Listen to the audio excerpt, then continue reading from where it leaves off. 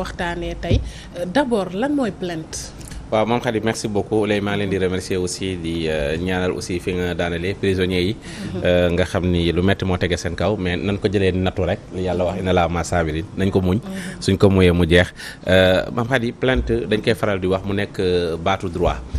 boo xam ne dañ koy faral di utiliser mu nekk loo xam ne aussi dañ ko reconnaître askan wi képp koo xam ne aussi tamit am nga lenn loo xam ni daf la métti nga bëgg a dem ci yoon mënoo koo jaaralee li nga xam ne moo nekk plainte boobu nag dafa nekk loo xam ni tey dafa am façon boo xam ni si biir contenu bi daf ci am mais contenant bi aussi benn disposition légale la xam nga yoon lu mu la may rek dafa nekk loo xam ni tey mënoo jug di ko jëfee bu fekkee amul yoon amul fu mu la ko jaarale xam nga plainte dafa am lu ñu tuddee plainte am lu ñu tuddee dénonciation waaye boo ko bëggee xam da ngay dem si ki nga xam ni moo nekk code de procédure pénale si article 32 foofu procureur bi si boppam moom mooy jot plainte dañuy wax le procureur reçoit les plaintes et les dénonciations et apprécie la suite à les donner donc plainte mu nekk loo xam ni tey nit ku nekk mun na ko def képp koo xam ne da nga nekk majeur capable mun ngaa porter plainte si vous vous sentez lésé bu fekkee dafa am préjudice boo xam ni da nga ko subir wante pour loolu noonu pour nga mun a porter plainte nag dafa am leen loo xam ni dafa tuddee la capacité à agir la capacité à agir ci droit il faut nga am la capacité il faut am un intérêt à agir quand on parle de capacité kan moo war a porter plainte moom déjà mu nekk koo xam ne dafa subir benn préjudice boo xam ne tooñ nañ ko tooñ boo xam ne tey mi ngi nañ ko méngaleeg ci commission infraction parce que bu fekkee ne nekk na loo xam ne tooñ yoo xam ne fait bi kenn incriminé wu ko kenn dugalu ko ci lu ñu tuddee sur les catégories infractionnelles dafay nekk un fait anodin rek boo xam ne mënut a faire l'objet d'une plainte mais bu fekkee fait bi dañ ko mën a qualifier mu nekk benn infraction boobu à la suite yow nga subir ko mun ngaa porter plainte mais il faut nga am ñaar les conditions il faut lu ñu tuddee la capacité à agir et l'intérêt à agir la capacité à agir foofu ñi ngi dem ci majeurs yi foofu ñi ngi dem ci ñi nga xam ne nekkuñ ay incapable majeur boobu aussi mayuñ ko mineurs yi ñi nga xam ne aussi dañ leen xañloo seen droit civique et civil ba nga xam ne yenn yi mënuñ def l'exercice de leur droit dañuy dugg ci rubrique boobu l'intérêt à agir mooy bu fekkee ni man lañ tooñ yow mënoo porter plainte à ma place parce que l'intérêt il faut que la personne puisse justifier d'un préjudice suivi d'un grief suivi waaw nga xam ne ki ñu tooñ nga xam ni moom su demee dina xam ni man kat lu tax ma ñëw mooy dañu ma tooñ soit mu nekk sur le côté civil moo xam borom kër boo xam ni locataire bi dafa bañ a fay à un moment donné bu ko neexee bu dem plainte moo xam kenn koo xam ni dafa def l'objet d'une agression bu ko neexee mu def plainte mais en tout cas il faudra que la personne puisse jouir d'un préjudice boo xam ni moom moo ko subir à la place léegi pour professeur li allez-y waaw genre kon donc mineur bi nga xam ne ni moom tamit dafa subir benn préjudice donc est-ce que tuteur am waru ko mën a porter effectivement xam nga quand on parle de mineur cela ne veut pas dire que ne amul benn droit parce que mineur bi aussi dafa am droit mais comme que dafa nekk mineur dafa dugg sur les catégories des incapables moom nag la personne qui exerce bi nga xam ne moo nekk tuteur am tey bu nekkee xale bu ndaw mun nañ ne jàpp ni yaayam wala papaam bu nekkee dafa nekk keneen koo xam ne en tout cas légalement moom lañu reconnaître moo ko yor moo mun a agir à sa place kooku mooy def plainte à sa place mais moom bu demee porter plainte bi dañ koy déclarer irrecevable vu son âge moo tax du ko mun def mais bu fekkee ni moom tooñ nañ ko yoon mayewul ñu tooñ la ñu ne mineur nga rek nga noppi donc il va falloir que mu am ku mën a exercer affaire à sa place tey bu fekkee ne une personne boo xam ne tey dañ ko considérer sur par rapport à un déficient mental ba nga xam ne tey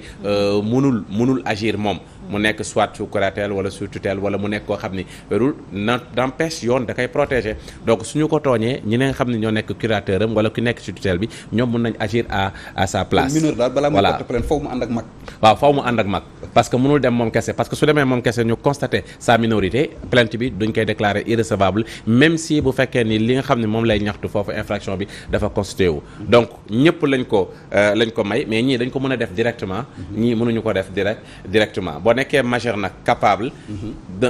un majeur capable mooy koo xam ne am na 18 ans et plus ba pare jouir de toutes ses facultés mentales ba pare aussi tamit mën a justifier d'un intérêt à agir surtout intérêt à agir bi parce que on ne peut pas faire une plainte par procuration maanaam su ma nee par procuration mënuma toog rek affaire bi naqari ma lool nga nekk sama frère wala sama xarit man ma ñëw à la place bon bokkut ak nag par procuration bi ma wax nga xam ni nit mun na nekk feneen joteewul ak nguur gi nekk extérieur par exemple bëgg a porter plainte nit ku nekk fii moom mun na déléguer kenn kooku mun na nekk procuration kooku dem def plainte bi à sa place. Voilà donc loolu moo ci nekk doon naa ñëw sànq si article 32 bi parce que dafa am solo xam nga plainte su fekkee ni un droit fondamental la bu ñu la reconnaître dafa am foo ko war a exercer dafa am ko wuñ ko war a jox. justement balaa ngay ñëw ci fi ñu déposer plainte xam nga yaa ngi wax léegi ne ki ñu tooñ moom moo war a dem porter plainte. mais bu fekkee ne yow dañ la tooñ par exemple nit dóor la. gaañ la. nga am ngant bu mënoo dem kalaame ko ci wàllub yoon ak yoon ndax mën nga yebal nit foofu day dugg ci cadre procuration bi day dugg foofu noonu. waaw mais xam nga ngant bi il faut que ñu justifier ko xam nga parfois la plupart des temps yoon dafa am ay bànqaas parce que nit en réalité dañuy am toujours ce qu'on appelle les conseils yi nga xam par exemple à l'intermédiaire d'un avocat mën nga saisir un avocat mu dem porter plainte parce que daf lay représenter à votre place xam nga léegi nag bu fekkee ni yow ngant bi tamit amoo saisir avocat ba nga xam ni ngant bi toll na foo xam ni yow mënoo bouger mënoo dem gaañ nañ la cela ne pas dire que mënoo porter plainte mais il faudra toujours que nit kiy dem bu mu dem gis ni moom mooy porter plainte dafa dem ci sa tour voilà dafa dem ci sa tour donc toujours en est-il que loolu dafa am si kaw plainte boobu nag nekkul ni famille bi nga xamante ne nag ne ñoom koo xamante ne dafa défunt koo xam ne dañ ko rey kooku est-ce que famille mun na ko dem porter jël plainte koo xam ne dañ ko rey au fait. waaw mais xam nga foofu noonu dañuy dugg ci situation boo xam ni tout dépend parce que dañuy jàpp ni si la personne dañu ko rey dafa am deux choses xam nga dañu am lu ñu tuddee le déclenchement de l'action publique mooy action publique da nga ko war a déclencher soit procureur moo ko mën a déclencher soit ce qu'on appelle la victime moment boobu noonu nag ki ñu rey victime la dafa am leen loo xam ne moo war a am soit avant mu doon décédé moom mu déclencher action publique bon bu ko déclencher donc ñi nga xam ne ñoom ñoo koy représenter ses héritiers mun nañ hériter de l'action ñoom mun nañ koo continuer bu fekkee moom deewagul woon et que le procureur moom déclenché na l'action publique c'est-à-dire que les poursuites ont été déclenchées dans ce cas de figure pour héritiers yi suñu ñëwee dañuy agir par voie d'intervention parce que fekk nañ ni déclenché nañ ko ba pare. meurtre bu amee jarul plainte. non meurtre bu amee. tout dépend famille bi ne maa ngi dem plainte ak non famille xam nga meurtre bu amee mooy dañu rey nit parce que déjà meurtre bu amee foofu la ñuy wax ñu ne le procureur reçoit les plaintes et les dénonciations un meurtre peut être dénoncé su amee rek dañuy constater le procureur dafay saisir les officiers de police judiciaire pour ñu def benn enquête te bu ko saisiree rek c'est-à-dire que moom déclenché na l'action publique les poursuites ont été déclenchées donc la personne bi nga xam ne moom lañ rey personne boobu mun na am des héritiers ñooñu noonu aussi mun na ñoo topp meurtre boobu mais bu fekkee ni procureur déclenché wu ko et que la victime aussi avant son décès déclenché wu ko ñoom mënuñoo exercer action publique maanaam bu fekkee ne sa mbokk dafa faatu yow nga plainte nga ñàkk a plainte procureur moom day toppaat non procureur day toppaat parce que meurtre en réalité dafa nekk loo xam ni en tout cas dafa nekk infraction boo xam ni c'est de son degré de gravité xam nga dafa nekk loo xam ni crime la defuñ ko benn simple délit donc du moment crime la rek buñ ko amee fenn rek tant que buñ ko constaté procureur dafay hériter loolu pour def des investigations bu fekkee nekkul dans des situations de flagrance donc foofu noonu soxlawul kenn naan day porter ay plainte parce que un meurtre qui se fait automatiquement. bu nekkee disparition la nag est-ce que mbokk yi mën nañ dem porter plainte contre X. jékki-jékki majeur boo xam ne dafa jékki-jékki gisatuñ ko. waaw mais xam nga disparition la plupart des temps sax bu ñu koy jàngalee duñ ko dugal dans les règles du droit pénal la plupart disparition mooy day dugg dans les règles du droit civil muy absence et disparition dañ koy définir soo xoolee article 16 alinéa 1 et 2 du code de la famille day définir absence di définir disparition maintenant nag y a un processus boo xam ne soo toogee lu ñu ko appelle la présomption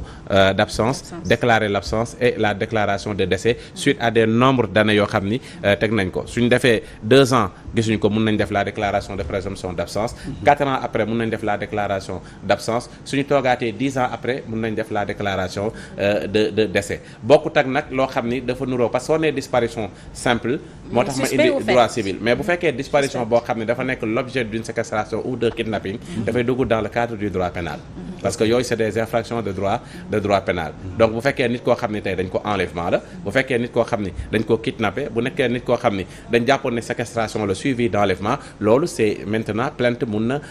na am foofu parce que la personne gisuñu ko maintenant on peut dénoncer parce que article 32 bi ma waxul plainte da ne le procureur reçoit les plaintes et les dénonciations donc il faut dénoncer que une personne a disparu gisuñu ko wala dañ ko enlever maintenant il y a des recherches qui se feront le procureur dina diligenter les organes dañuy mën a saisir enquête bi ñu suivre les traces xool comment faire pour quelles sont les circonstances dans lesquelles nit ki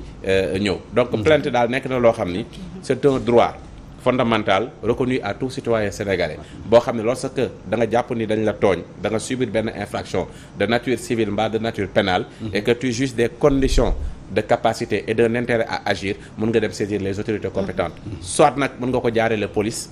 mu nekk une plainte simple doon ñëw sax ak am na ay waaw question waaw dafa mel ni moom anticiper na question yu bëri sax waaw anticiper na question yu bëri waaw soit mën nga ko jaareele police parce que ñu bëri dañuy dem police ne xaaral ñu dem porter plainte mais la plupart des temps li gën mooy il faut nga dem police bi nga xam ne dafa nekk dans la sphère territorialement compétent maanaam fi nga waaw mbir mi fi mu xewee fu nekk am na benn police mais bu dee waa ji dafa daw génn fu mbir mi fa mu xewee waaw mais xam nga plainte ko rek yow parce que moom dafa daw parce que les recherches après yu ñu war a mëne moom fi nga plainte ñoom ñoo koy def dinañ xool la police scientifique ba xam ndax dafa daw bàyyi na indice wala ainsi de suite dinañ ko mën a suivre à la trace ba xam fan la ne léegi nag soo demee def benn plainte simple au niveau de la police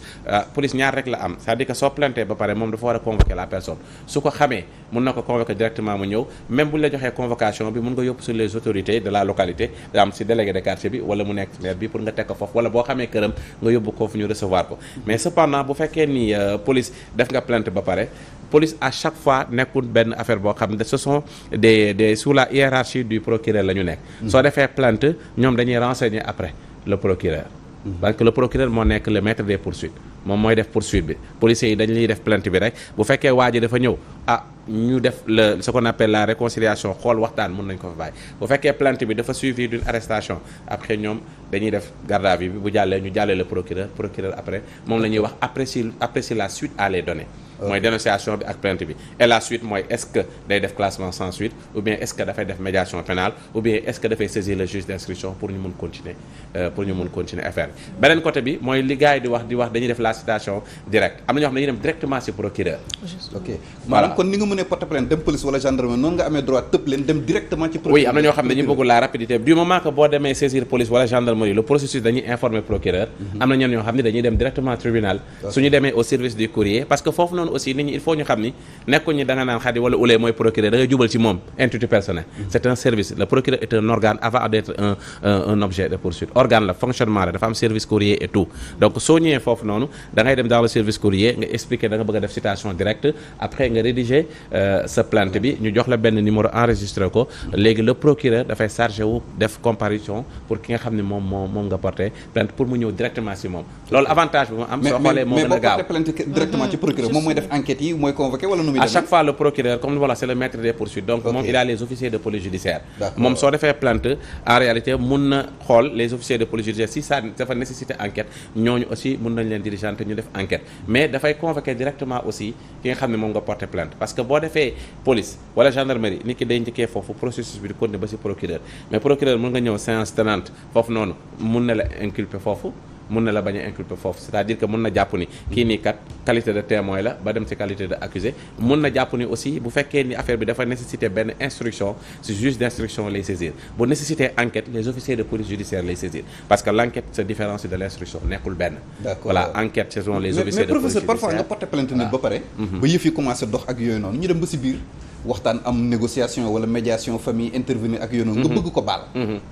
mais parfois dañuy dégg ñu naan non bu xasee ba yegg tribunal amul baale ndax loolu lu wér la non il faut relativiser parce que nekkul ni automatiquement bu yeggee tribunal rek amul baale xam nga le processus d'une plainte c'est le simple fait de se sentir lésé ou nga subir préjudice wala mel dañ la tooñ donc yow da ngay revendiquer à ce qu'on répare ce préjudice bi ñu la tooñ léegi la réparation boobu noonu si c'est une plainte civile ça va être de nature civile ay dédommagement la si c'est une plainte pénale dafay nekk loo xam ne mën na faire l'objet d'une enquête et d'une condamnation à la suite d'une privation de liberté mais diggante boobu lu bëri mën na ci xew déjà boo porté plainte police wala gendarmerie foofu noonu rek séance tenante les parties prenantes mën nañ leen woo def une procédure de réconciliation plainte bi yem bi foofu donc tant qu'on n'a pas saisi le procureur ci plainte bi moom mënul déclencher les poursuites mais bu fekkee ni nag affaire bi dafa déplacé wu ci délai de garde à vue bi nga xam ne respecté nañ ko ba nga xam ne aussi foofu les officiers de police judiciaire réussiruñ benn médiation foofu noonu benn conciliation après ñoom dañuy dem procureur su génnee seen loxo mi ngi ci procureur procureur aussi nekkul ni automatiquement plainte bi dafa yegg ci moom rek ñu ne ki ñu porté plainte wala ki porté plainte affaire bi dafa yegg ci jugement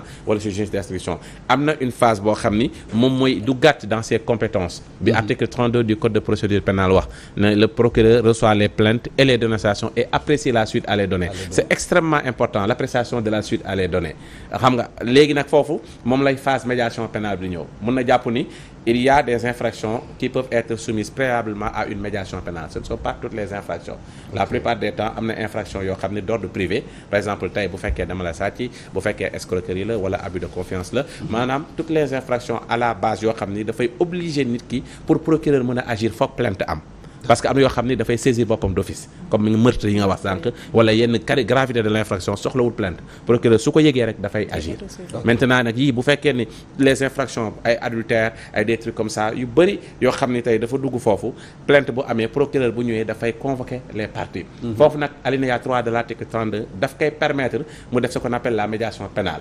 préalablement à l'action publique avant muy def publique médiation pénale nag dafa am condition il faut que l'accord des parties parce que fekkee maa yow lañ bëgg a defal médiation pénale te yaa ma porté plainte soo bañee procureur mënu ko forcer il faut kon mu suivre la voie judiciaire médiation pénale xam nga puisque infraction bi dafa am une connotation pénale donc qualificatif yi dafay ñëw donc la médiation pénale c'est un processus de conciliation procureur dafay toog partie toog mu jéem a waxtaan ak ñoom xool nan la ñuy defee juboo foofu yan engagement la ñuy jël ba nga xam ne affaire bi du yegg ci poursuite maanaam du yegg ci jugement waaw masla sax mais en tout cas ñu waxtaan ne ko ba nga xam ne ki porte plainte moom dina d'accord ne déjà mën nangu nañu def médiation pénale ak keneen ki mais il faudra que keneen ki préjudice bi mu engagé wu ne dina ko réparer ba pare aussi dafay participer à ce qu'on appelle la réinsertion sociale xam nga pour nit ki ñu mën a dugaat ci àdduna parce que tamit am na lu ci bëri loo xam ne du moment que nit ki moom sentir ni moom lañ tooñ mu porter plainte nit ki su nangoo médiation pénale boobu avec l'accord des parties le reclassement de l'auteur mu nangu préjudice bi après mu engagé wu pour réparer ko loolu bu amee plainte bi foofu lay yem du continuer parce que waa ji réglé na ko ci médiation pénale mais bu fekkee ni aussi